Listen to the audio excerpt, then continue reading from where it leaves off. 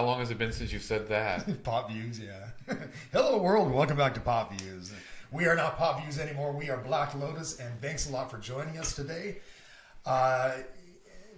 Just as I mentioned in our last episode, we really appreciate you guys sticking with us through all of this, and our subscriber rate is going up, and our viewership is getting pretty high, and it's nice to see, considering we just started Black Lotus in July. Correct. So if you're a first-time viewer here, thanks a lot for your time, and I hope you enjoy our little show here.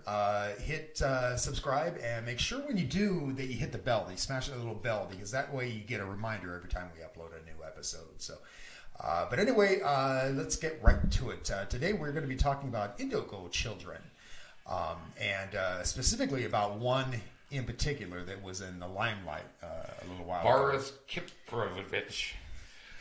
Try to say that. Boris Kipriyanovich. There we go. Yeah, there we go. Anyway, but we'll get to him in a little bit. But first, if you don't know what an indigo child is, Indigo Children is a term that was coined back in the 70s, and then you didn't really hear a lot about it, but until like the 90s, and that's when I believe a couple of publications and a couple of movies were made about indigo kids. And what they are, some people think that they're the new evolutionary development in the human race, and they tend to be extremely intelligent, but they have certain traits. And so, for instance, I mean, they don't like to follow rules. Then again, I don't know a lot of people that do like to follow rules. They tend to be very impatient. They have difficulty following orders, and so therefore they have hard times keeping jobs. They don't like to socialize, and they have an innate sense of right and wrong, but they do what they think is right, regardless. They also tend to move around a lot and take on a lot of jobs, and they say that the reason for that is they're searching for who they are, because they don't adapt well to the social norms, But sounds like a whole generation there. Yeah, and really the interesting thing about this, or one of the interesting things about this, is that there's become a new trend among parents of kids with autism, or on the autism spectrum, and because kids with autism tend to share these same traits, but there's a marked difference between what an indigo child is and a kid with autism. I mean, they're saying that parents of kids with autism are adopting this term because it sounds better than the stigma of autism. I mean, and I understand their plight. I mean, that makes sense. But on the other hand, as my wife was saying, she said, I'd like to be a princess too, but I'm not. Yeah, and I do understand that, but originally Indigo Children were something more supernatural almost. They were very intelligent. Some of them actually claimed to have supernatural powers and things like that. They tend to be more empathetic, and they tend to have psychic abilities and that kind of thing. But they also tend to be very innovative and creative. I mean, so they're saying that an indigo child is likely to grow to be an entrepreneur of some sort. They're not, because they don't follow the social norms. They're more likely to invent something new, and they have this innate sense that they're here to change the world somehow. Well, a lot of people believe that they are actually a half-breed of alien and human. Right, like a hybrid. Right. Yeah. And again, we talked about that in a previous episode when we talked about the alien agenda, right? About the hybrids. And I'm not so sure that the Indigo Children are necessarily the hybrids that they talk about in the alien agenda kind of thing. But I mean, it's possible, I suppose. But I think they're kind of a different breed. And I truly believe that these kids and adults now, are here to change the world somehow.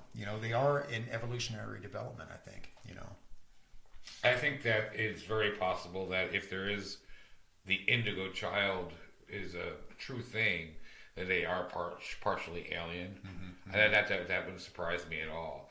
Well, especially with Boris being from Mars and all. Right. So let's talk about him. Again, his name is Well, his real name is Boriska Kipriyanovich. Well, Boriska is his nickname. That means Little Boris. Oh, is that right? I thought that was his actual name. No, that's his nickname. And I thought that was kind of cute. It's like they all call him Boriska. That's a Little Boris. Boris. Yeah, it makes you think of the squirrel. Yeah.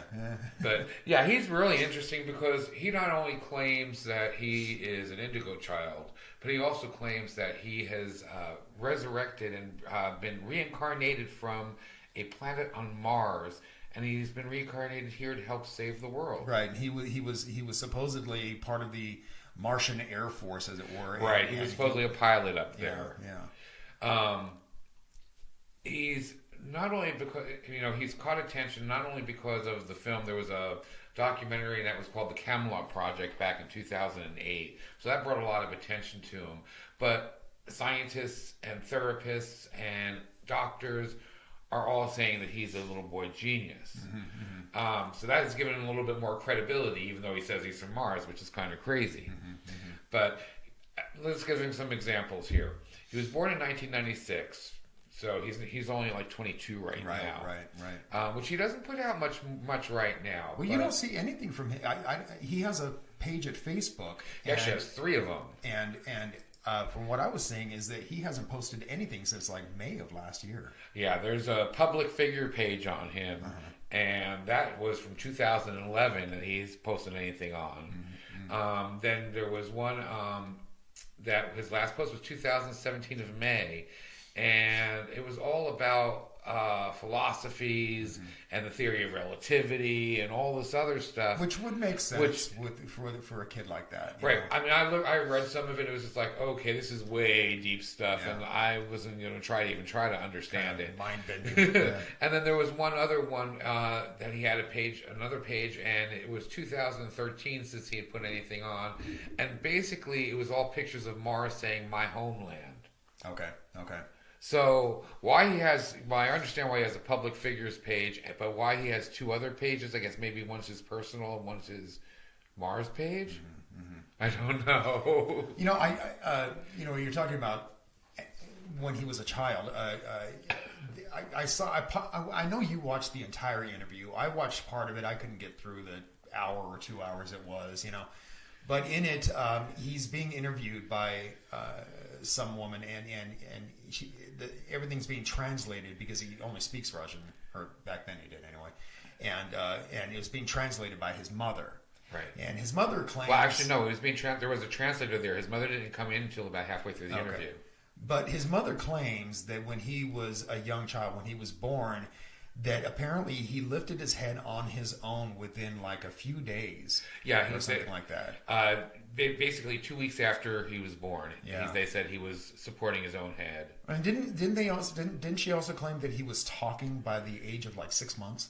No, he was reading and drawing by the age of 1.5 years. Okay. I think it was about the same time that he started talking too. Okay. I mean, he was admitted to kindergarten at age of 2. So, I mean, that shows you how smart he was. We all usually go to kindergarten when we're 5 or 6. Here he is 2 years old going to kindergarten. Yeah. I just kind of wonder how much of this was because of his mother's maybe manipulation, that she wanted to get him into the limelight somehow. What do you think?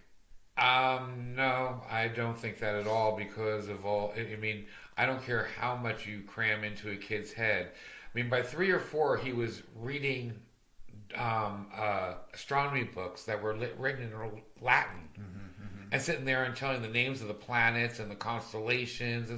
At 3 and 4, in a Latin book. Yeah. That's not mom manipulation. Maybe He not. definitely had some intelligence. I mean, he was talking about Mars when he was 4 or 5. He had the experts baffled because he knew so much about the universe that he could not possibly know at that age. Right. Yeah. So that, and actually, he's as he's gotten older, he said he's forgotten more of that. Has he? Yeah. That the older he gets, that kind of fades away, the kind of the Mars stuff. So, really?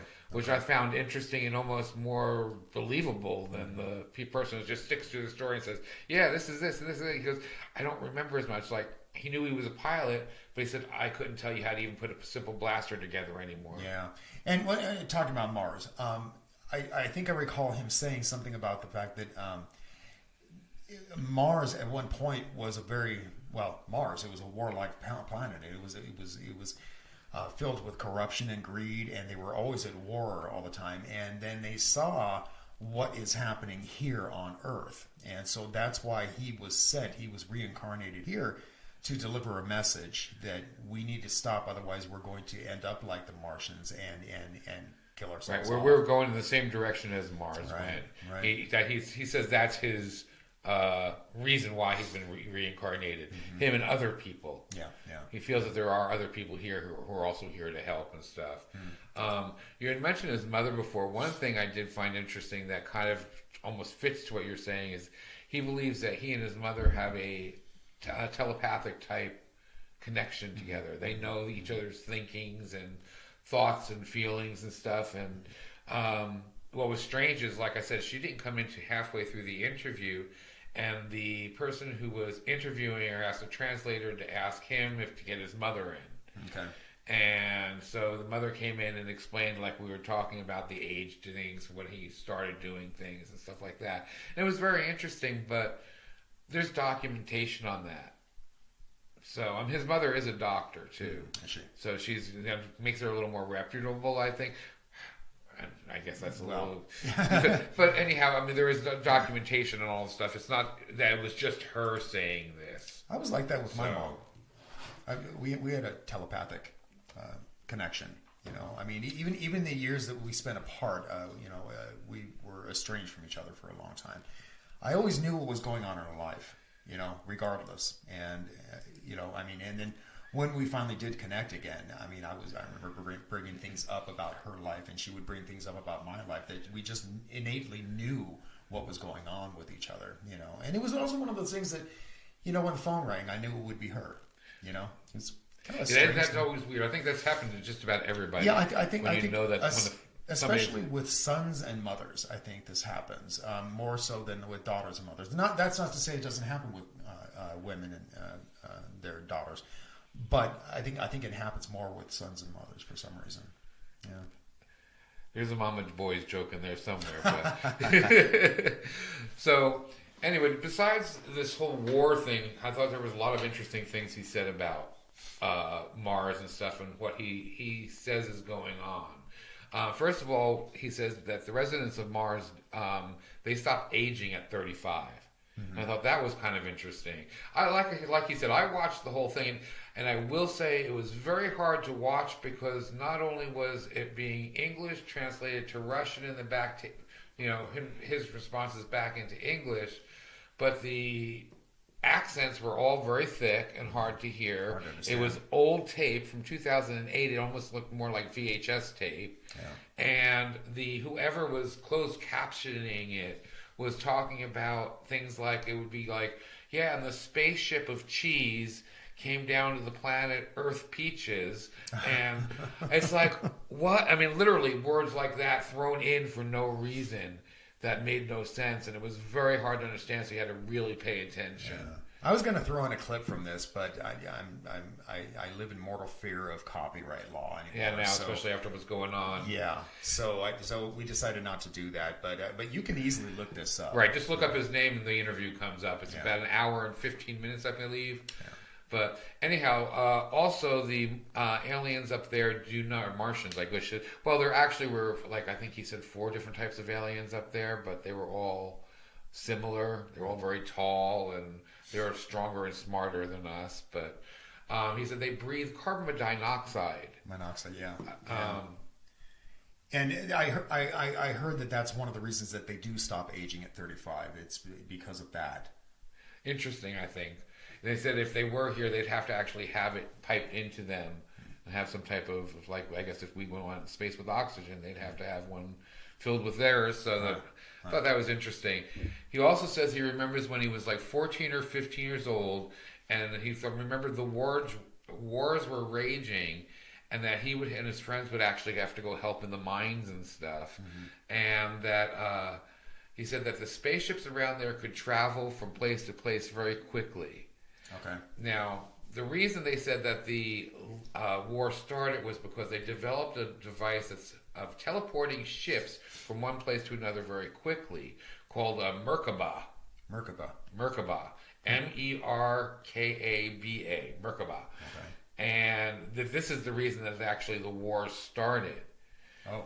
So after the war started and heated up, they became a nuclear war. There was only very few survivors. He says, but there are people still up there on Mars living in underground cities.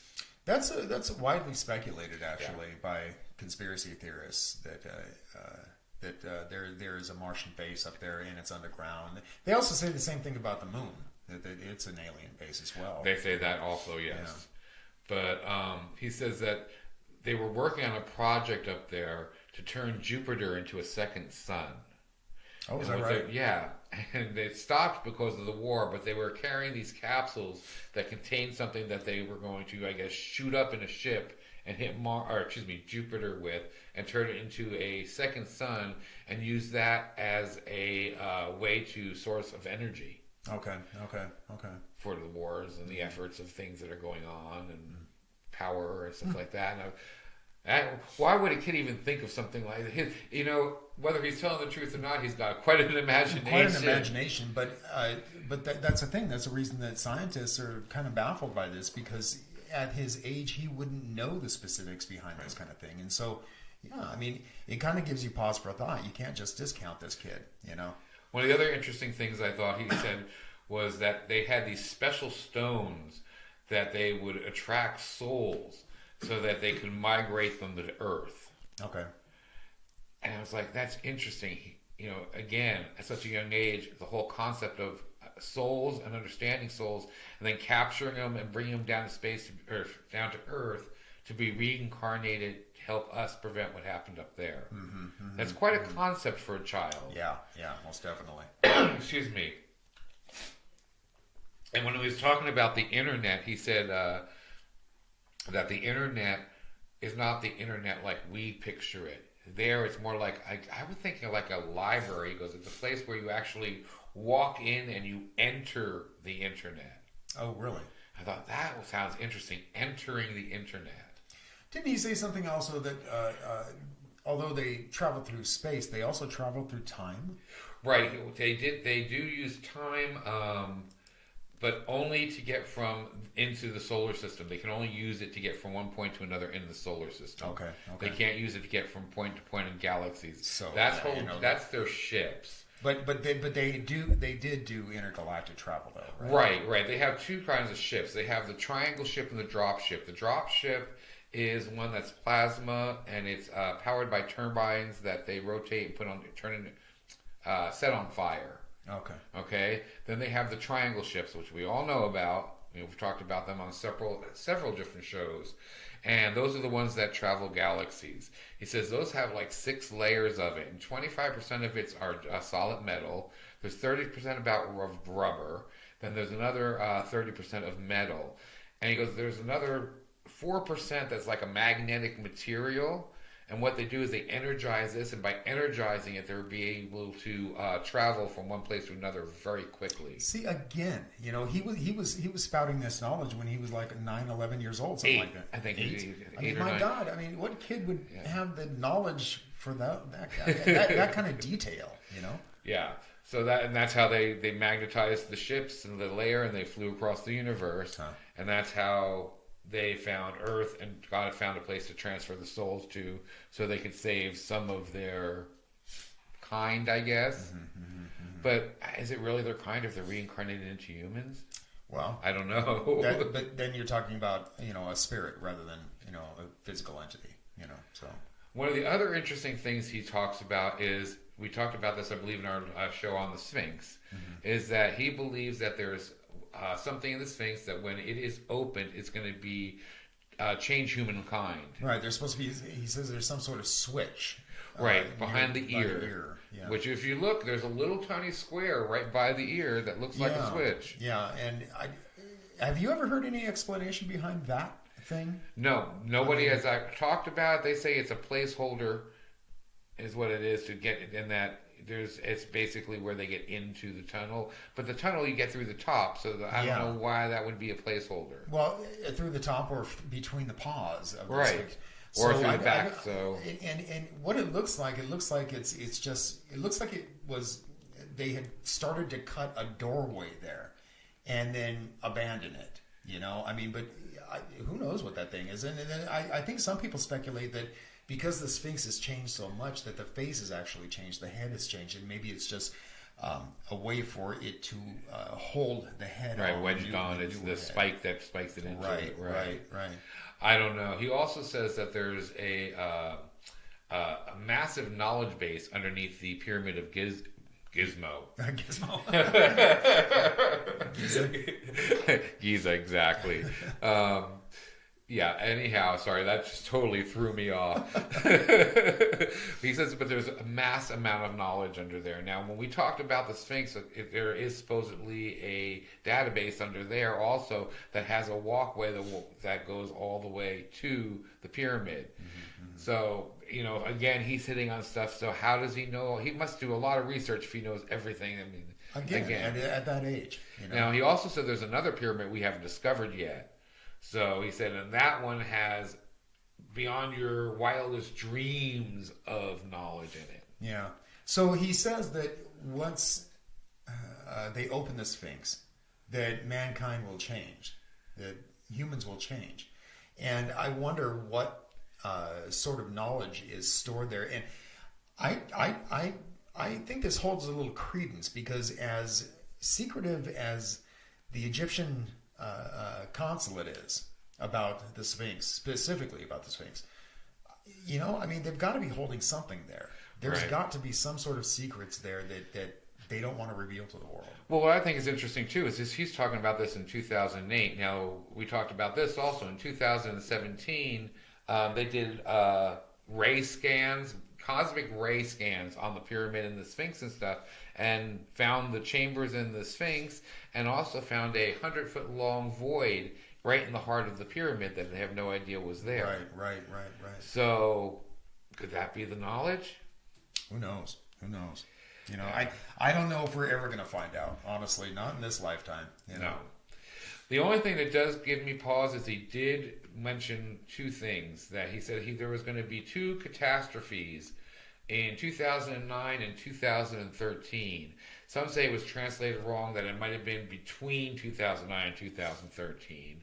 But he was predicting, huge type of all over the world, every county and county and country, every continent is what I was trying to say, and I combined them, affected by this big giant water flumes.